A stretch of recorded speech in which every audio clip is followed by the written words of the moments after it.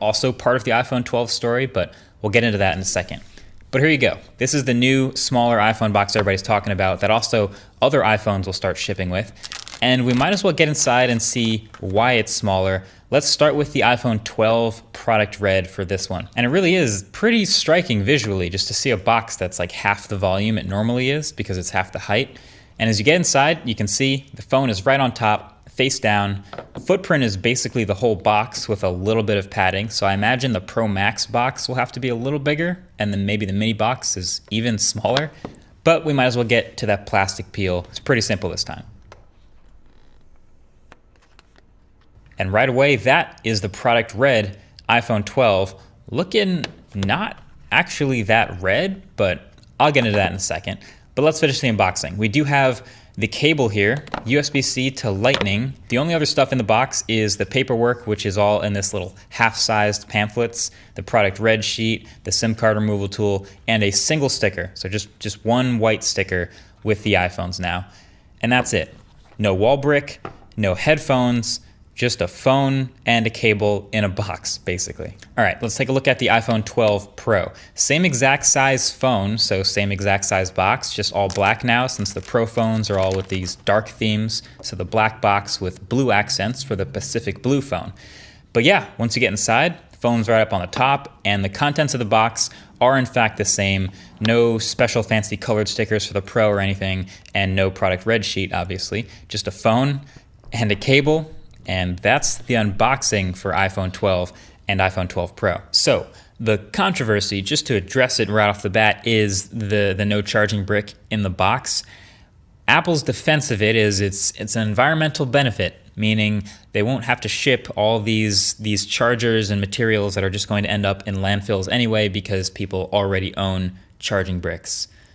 Fair. But the thing is, the wall brick that they're talking about, that they've been shipping with the iPhone since the beginning of time, that everybody has already, is the USB-A wall brick, and they're shipping a USB-C cable with the iPhone 12. The only people that have a USB-C wall brick are people who bought the iPhone 11. So most iPhone 12 buyers that only have the USB-A wall brick will have to also go out and buy a USB-C wall brick, which Apple will conveniently sell you, so you can see how that looks. Either way, this is my first look at the new iPhones in person, actually feeling them in the hand, and I gotta say, I am definitely a fan of the updated like industrial design. They look and feel great to me, really solid, a little heavy actually. The boxy sides are everything I wanted as far as taking inspiration from the iPad Pro or even iPhone 4 or iPhone 5 eras of phones.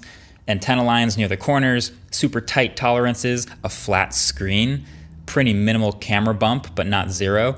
I think they would have looked even better with USB-C at the bottom, but you know, I guess we're never gonna get that. But generally, the square sides make it, I think, more grippable. Like some people may find it a little bit sharp actually at first, and a little less comfortable.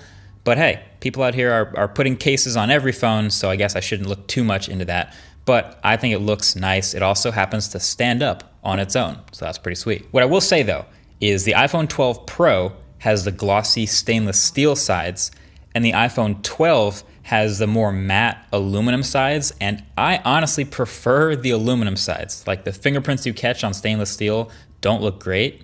It's the same reason I don't want the stainless steel Apple Watch. I feel like it's just a little bit neater.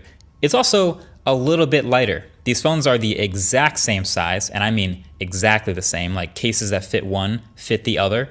But the iPhone 12 Pro weighs 192 grams thanks to stainless steel and an extra camera, and the iPhone 12 weighs 162. Basically, I wish I could make like a hybrid between these two builds, because I also like the satin on the back of the Pro phones instead of this glossy back. And I also I feel like this isn't really red. Like Apple's actually notorious for always changing up colors, so you never quite know if one space gray is the same as another space gray. But the same thing also happens with product red, and this is the least red product red I've seen so far. From every angle, it looks much more peach, like red, orange, or coral. But yeah, now you know. A lot of people were wondering what the extra cutout is on the right side of that phone underneath the power button, since all the other buttons are on the other side. And that is just the cutout for the 5G antennas, because yes, all of these new iPhones have 5G, and that'll of course be examined in the full review. And other than that, I mean, you probably already recognize everything about these phones. It's still looking very much like an iPhone, same notch up at the top, but of course the much better looking OLED display on the iPhone 12 that essentially matches what we've seen on these Pro phones. So these two phones are, as expected, very close to each other in a lot of ways, likely on purpose. And I'll get to the price analysis in the full review video, but I wanted to dive into something a little more that's actually new with these, which is MagSafe. So all these new iPhones now have magnets in the back embedded in the wireless charging coil for compatible accessories. They're calling it MagSafe, so they're bringing the name back, and there is potential for a whole world of new MagSafe accessories that slap onto the back of the phone with magnets, right? Now, I don't know about you, but my first question when I saw this was, okay, that is gonna depend entirely on how strong these magnets actually are. So now that we have it, how strong are they and what are they like to use? Well, what better way to visualize what's happening here than some good old-fashioned magnet paper? So this is what happens when you put magnet paper up to an old iPhone 11. There's nothing really here except down here at the bottom, which is actually just the speakers in the bottom of the phone. So when you put the magnet paper on an iPhone 12, boom, you can immediately see these concentric circles and then these lines straight down them for alignment. So anything that's gonna work with MagSafe and slap onto the back of the phone and align itself has to line up with these. And I just happen to have some MagSafe accessories here as well. So the most important one, of course, being the MagSafe charger, which is this thin little hockey puck attached to a wire with USB-C at the other end.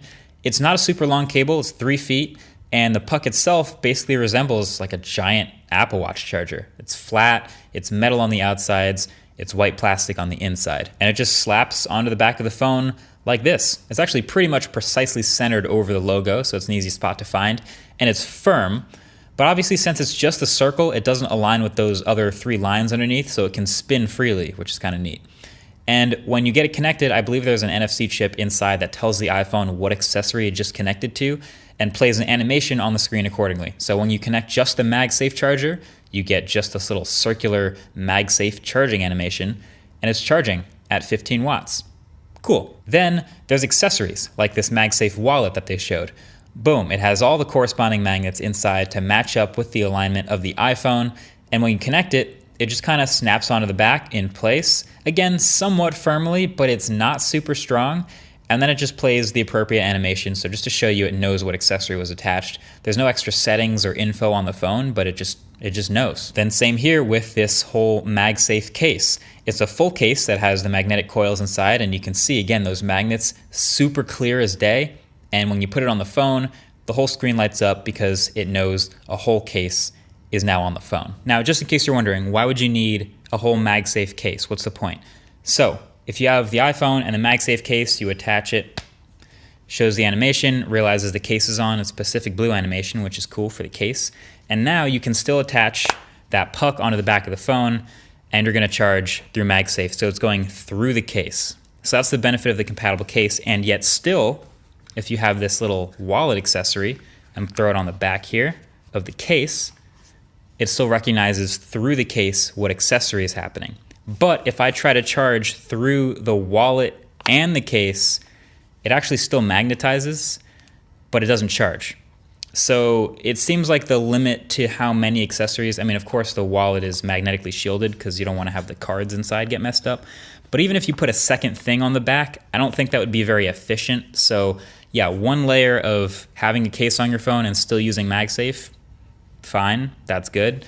But yeah, I think that's the limit too. So anyway, my take on MagSafe is it's kind of cool, but not quite as cool as I was hoping, mainly because of the strength of the magnets. It's a little loose.